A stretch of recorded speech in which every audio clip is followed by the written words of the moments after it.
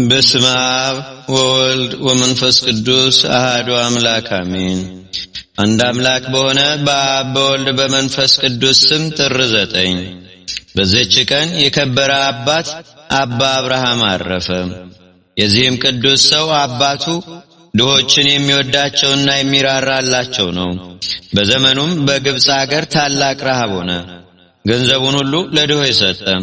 እርሱ እጅግ ባለጸጋ ነበርና ከደግነቱና ከታማኝነቱም ብዛት የተነሳ እርሱ ባለበት አገር ዙሪያ ያሉ አገሮች ሁሉም የምድራቸውን ፍሬ በእርሱ ዘንድ አደራ ያስቀመጡ ነበር። ረሃቡን በጸና ጊዜ በእርሱ ዘንድ በአደራ የተቀመጠውን እህል ሁሉንም ለድሆች ሰጠ። እግዚአብሔርም ስለ ምድራቸው ፍሬ ሁሉንም ክፉ ቃልን እንዳይናገሩት አደረጋቸው።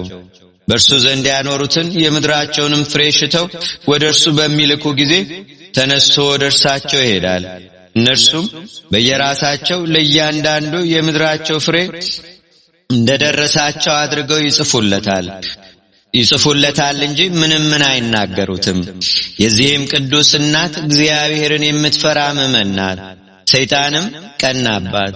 በአንድ ክፉ ሰው ልቦናም አድሮ በፋርስ ሰዎች ዘንድ ነገር ሰራባት። እነርሱም ማርከው ወደ አገራቸው ወሰዷት። በአንዲት ሌሊትም ራእይን አየች። ያ ነገር የሰራባት ሰው በሲኦል ውስጥ በእሳት ሰንሰለት ታስሮ እግዚአብሔር ያደረገልሽን ተመለከትሽን? ነገር የሰራብሽን ያንን ሰው ጠብቆለታልና ይላታል። እርሷ ግን ጌታዬና አምላኬ መድኃኒቴ ኢየሱስ ክርስቶስ ሆይ መከራና ስቃይ በእርሱ ላይ እንዲደርስ አልሻም ትላለች። ያ የሚያሳያትም አንቺ ግን ወደ አገርሽ ተመልሰሽ በቤትሽ ትኖሪ ዘንድ አለሽ ይላታል። እንዲሁም ሆነ። ባሏም በሞተ ጊዜ አብርሃም ድሃ አደግ ሆነ። እርሷም እናቱ ሚስት ልታጋባው አሰበች። እርሱ ግን ይህን አልወደደም። እናቱም እጅግ ተሰኘችበት። ወደ ገዳም ሄዶ ሊመነኮስ በፈለገ ጊዜ እናቱ ልትሸኘው ወጣች።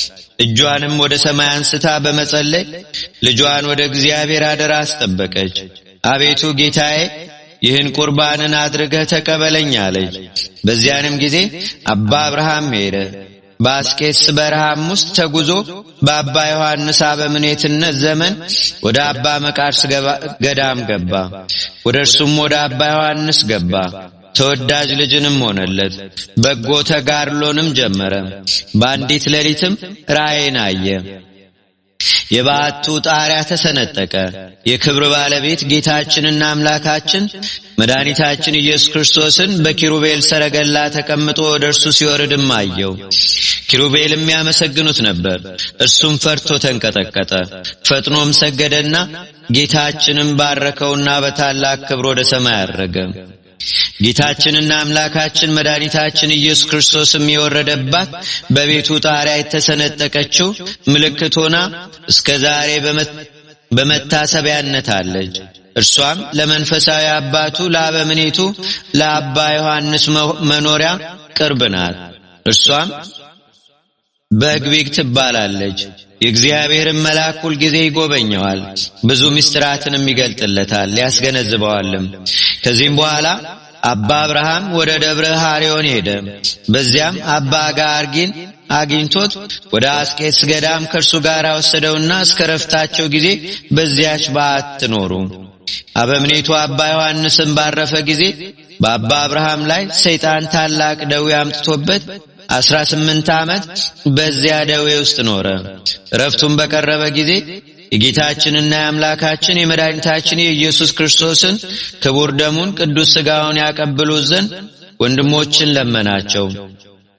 ከተቀበለም በኋላ መንፈሳዊ አባቱ አባ ዮሐንስ ወደ እርሱ መጥቶ እነሆ ወደ ታላቅ ሰርግ እግዚአብሔር ጠርቶሃል አለው። ከዚህም በኋላ ዕድሜው 80 ዓመት ሆኖት በሰላም አረፈ።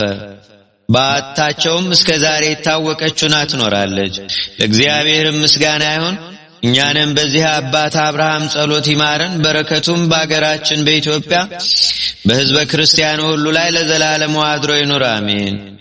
ሰላም ለአብርሃም ዘተሰጥቀ ተድባቡ ለክርስቶስ ይራእዮ እንዘይነብር ዲበ ኪሩቡ አይረፈ ዮም ለንብረተ ዓለም ጻይቡ በመንፈስ ከመይቤሎ ዮሐንስ አቡ እግዚአብሔር ጸዋከ ላቢ ከብካቡ።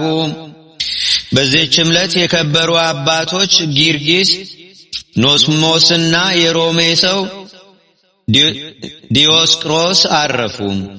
የአባ ኪናፎሪያ የበጥሪቃና የጥማያኒ መታሰቢያቸው ነው። በረከታቸውም በአገራችን በኢትዮጵያ በሕዝበ ክርስቲያን ሁሉ ላይ ለዘላለሙ አድሮ ይኑር አሜን። ሰላም ለዘኮምከ ለአገረ ናዝሬት ጸነ የንተሄሮ ዘይሁዳ አማርኬላ ወስኮነነ በከመ ከሰትከ እግዚኦ በኃይለ መጻሕፍት ክዱነ ትስብክና ለጽዮዋን ግዛነ ወለቁስላን ትጸጉር እጢነ።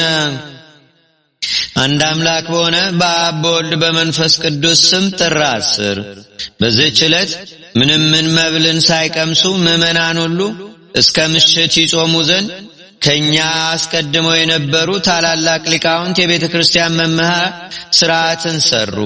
በምሽትም ቢሆን በታላቁ ጾም ከሚበላው በቀር ጥሉላትን እንዳይቀምሱ። በዚህችም ዕለት አባ ታውንጦስ አረፈ።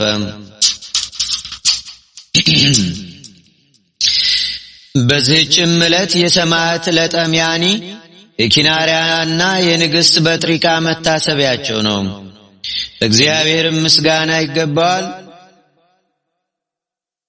ለእግዚአብሔርም ምስጋና ይሁን። እኛንም በቅዱሳን መላእክት፣ ጻድቃን፣ ሰማዕታት፣ ደናግል፣ መነኮሳት፣ አበው ቀደምት ይልቁንም በሁለት ወገን ድንግል በምትሆን በእመቤታችን በቅድስተ ቅዱሳን ድንግል ማርያም ረድኤትና በረከት አማላጅነቷም በአገራችን በኢትዮጵያ በሕዝበ ክርስቲያኑ ሁሉ ላይ ለዘላለሙ አድሮ ይኑር አሜን።